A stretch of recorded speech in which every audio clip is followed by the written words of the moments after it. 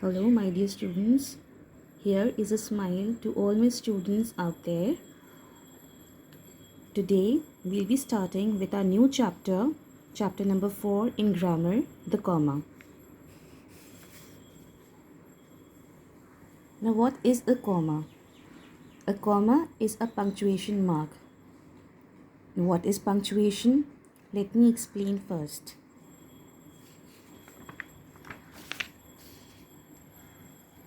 When we speak, we can pause or emphasize certain words and phrases to help people understand what we are saying. In our writing, we use punctuation to show pauses or emphasis.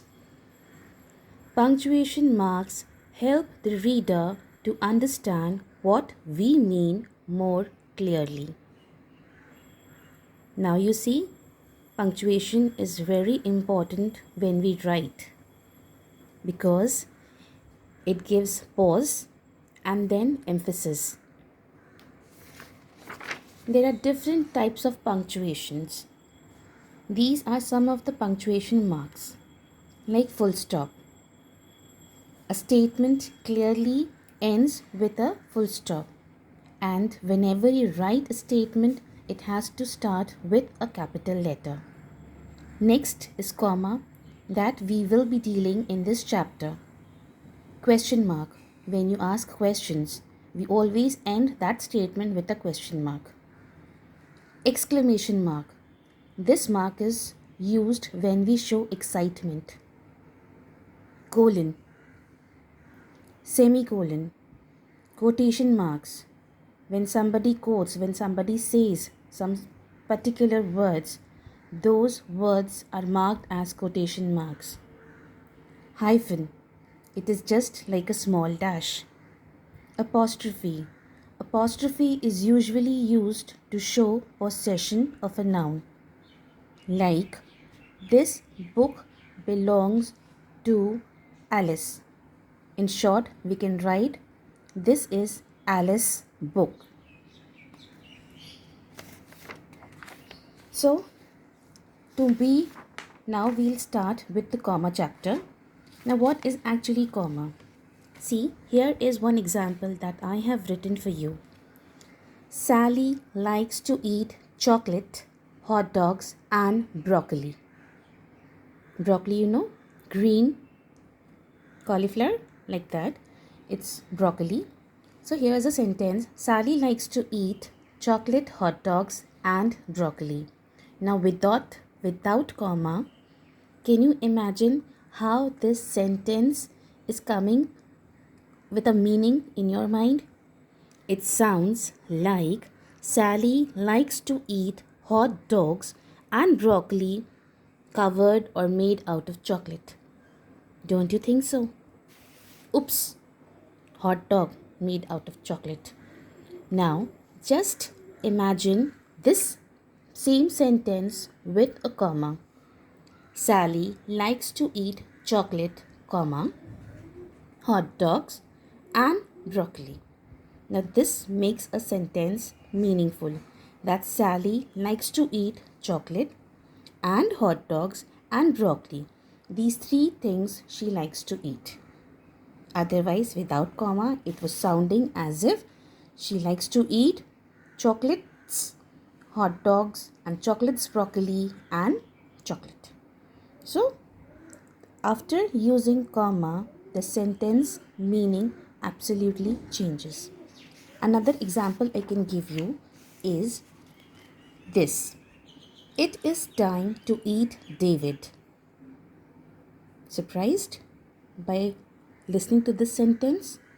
It looks as if we are going to eat David. No? Now, this is without comma. When we use the same sentence with comma, it will be like, it is time to eat David, as if we are informing David that this is the time that we need to eat. So, comma makes a lot of difference. So, let's begin our chapter. The comma is used within a sentence. This much you have understood, that comma is always used within a sentence. Number 1, there are some rules when and where the comma is used. To separate a list of items. Example, my mother went to the market and bought carrots, comma, beans, comma, cabbages, comma, turnips, comma, spinach, full, comma, grapes and tomatoes. Understood? There are some items that the mother, when she went to the market and bought these items. Now we are listing and giving comma so that we can make a list of items that she has brought from the market. Number 2, to give extra information about someone or something. Comma is used to provide extra information. Example, that little girl, comma, my sister, comma, is one of the prize winners. Now we are talking about one girl having these 3 things. That little girl, my sister, and she's also one of the prize winners. So it is giving extra information of one particular girl. Number 3, to separate a noun of address. Example, why are you late, comma, Zubin? Now here we are asking a question to Zubin. So, comma is there and then we are using a noun that is Zubin because we are asking question to Zubin ki why you are late. Number 4, to provide a pause in a long sentence. Now suppose if a sentence is very long and we are talking about almost one thing, then to avoid using those long sentences and to make it short, we use comma. Like example, the last cottage we saw when we were house hunting, comma, was a little one with thick walls and a square chimney, comma, and we both really liked it, full stop. Now the sentence ended. Actually, in this particular example, these lines are talking about a cottage.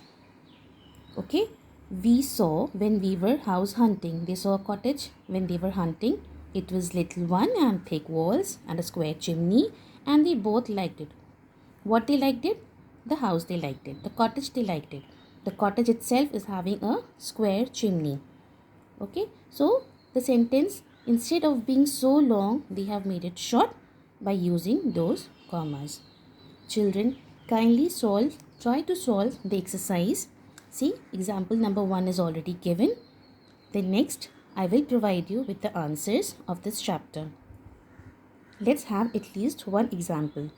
I have invited Gargi, comma, Manish, comma, Leena, comma, Rishi, comma, Yami, comma, Jubi, comma, Pansy, comma, Pulkit, comma, Celine and Chitra to my birthday party. Now here is a list of people that are invited to a birthday party. To make it more precise, as rule number 1, to separate a list of items. Now these are not items, obviously, they are the people, but they are the list of people that are invited to a birthday party. So we are using comma after every name. And as Chitra is the last name, after Celine we are using and we'll write Chitra. Try to solve the next number of things and you will be provided with the answer very soon. Take care.